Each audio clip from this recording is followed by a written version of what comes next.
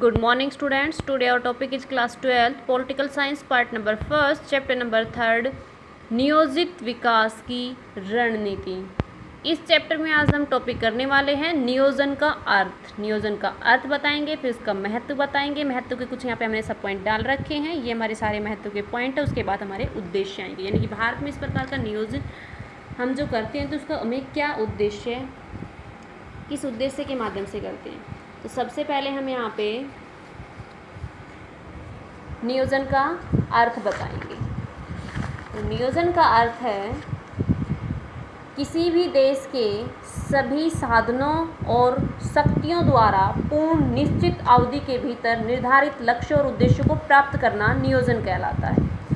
नियोजित अर्थव्यवस्था के द्वारा देश का इस प्रकार समुचित आर्थिक विकास किया गया है जिससे उसका लाभ सारे देश को पहुंच सके। विभिन्न विद्वानों द्वारा नियोजन की भिन्न भिन्न परिभाषाएं दी गई हैं, जिसके अनुसार हम भारत में योजना आयोग के अनुसार जो बताई गई है परिभाषा, योजना मुख्य रूप से समस्याओं के तर्कशील हल ढूंढने का यत्न है तथा आर्थिक योजना का अर्थ समाज में पाए जाने वाले संभावित साधनों का प्रभावशाली प्रयोग है।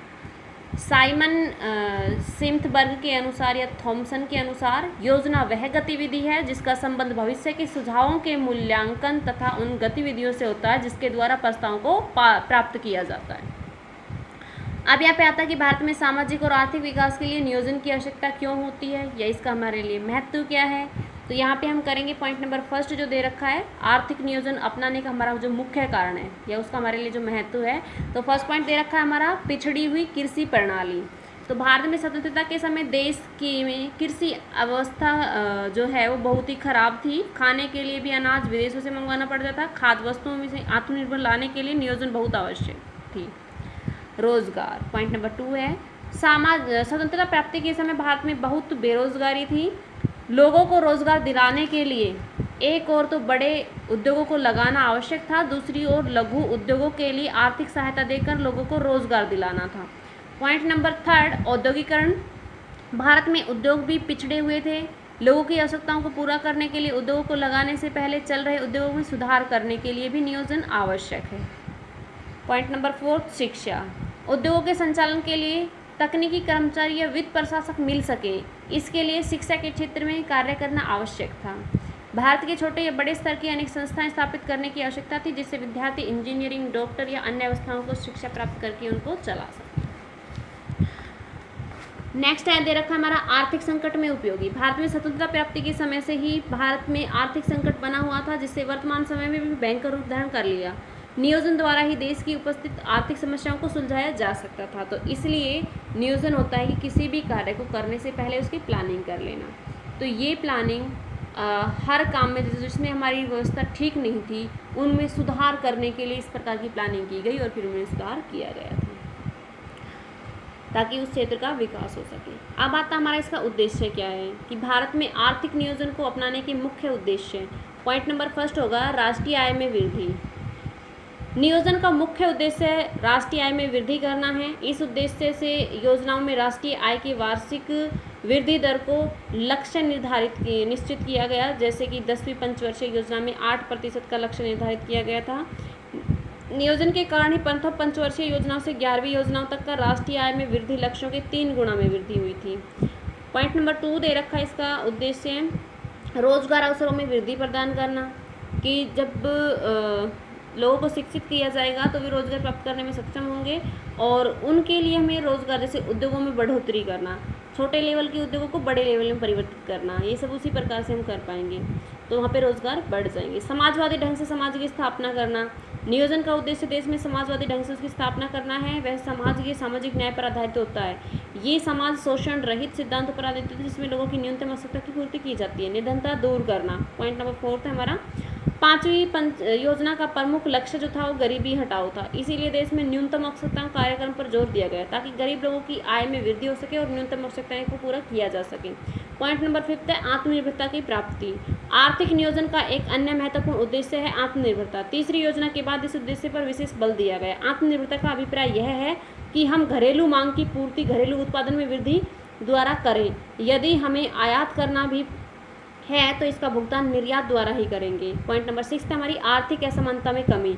योजना का उद्देश्य राष्ट्रीय आय में वृद्धि करना ही नहीं अपितु वितरण में समानता लाना भी है। उसके लिए योजनाओं में धनी वर्ग पर प्रत्यक्ष कर अधिक लगाए गए।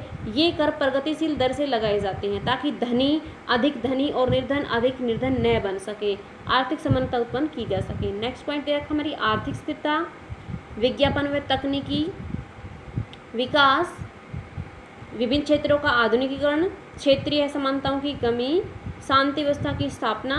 नियोजन का उद्देश्य देश की शांति व्यवस्था को स्थापना करना भी है। इससे देश की सुरक्षा और स्वतंत्रता को बनाए रखना।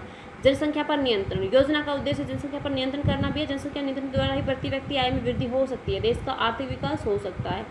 अतः हम कह सकते हैं कि भारत में आर्थिक नियोजन या आयोजन के उपयुक्त सभी उद्देश्य एक दूसरे से जुड़े हुए हैं। प्रत्येक उद्देश्य दूसरे उद्देश्य की पूर्ति में सहायता करता है। ये सभी मिलकर एक सामान्य व्यक्ति के जीवन के स्तर को ऊंचा करने में सहायक होते हैं। तो ये था हमारा नियोजन की, जिसके हमने महत्व और उद्देश्यों के बारे में बात की थी। तो जितने हमारे इसके महत्व होंगे वही हमारे उद्देश्य, यानी कि महत्व जब हमें अधिक होते हैं तो वो हमारे उद्देश्य में परिवर्तित हो जाते हैं। तो इसीलिए उद्देश्य के यहाँ पे काफ़ी सारे पॉइंट दे रखे हैं। होमवर्क होगा क्वेश्चन नंबर फर्स्ट,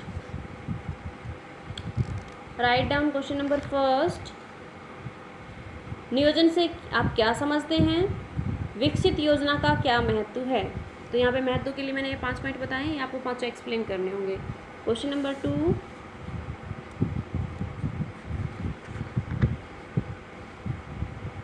भारत में आर्थिक नियोजन को अपनाने की मुख्य उद्देश्य बताएं। तो इसमें जो आपकी बुक थी उसमें 13 पॉइंट दे रखे थे, जो मैंने इसमें रिटर्न नहीं किए हैं। मैं फिर से एक बार रिपीट कर देती हूँ। राष्ट्रीय आय में वृद्धि करना उद्देश्य था। पॉइंट 2, रोजगार अवसरों में वृद्धि करना। पॉइंट 3, सामाजिक ढंग से समाज की स्थापना करना। पॉइंट 4, निर्धनता दूर करना। पॉइंट नंबर 5, आत्मनिर्भरता की प्राप्ति करना। पॉइंट नंबर 6, आर्थिक असमानता में कमी। पॉइंट नंबर 7, विज्ञान और तकनीकी विकास। पॉइंट नंबर 8, विभिन्न क्षेत्रों का आधुनिकीकरण। पॉइंट नंबर 9, आर्थिक अस्थिरता। पॉइंट नंबर 10, क्षेत्रीय असमानताओं की कमी। पॉइंट नंबर 11, सर्वांगीण विकास। पॉइंट नंबर 12, शांति व्यवस्था की स्थापना। और पॉइंट नंबर 13, जनसंख्या पर नियंत्रण। तो ये 13 पॉइंट हैं प्लस 5 महत्व के पॉइंट मैंने यहाँ पे दिए थे। इसमें से 13 में से आप महत्व और भी बना सकते हो ऐसे पॉइंट, और आप इसको काफ़ी डिटेल से लिख सकते हो। तो आज के लिए हमारा इतना ही होगा। ये आपको फेयर नोटबुक में नोट्स के रूप में रेडी करना होगा, साथ साथ इसको लर्न भी करना होगा। Thank you students.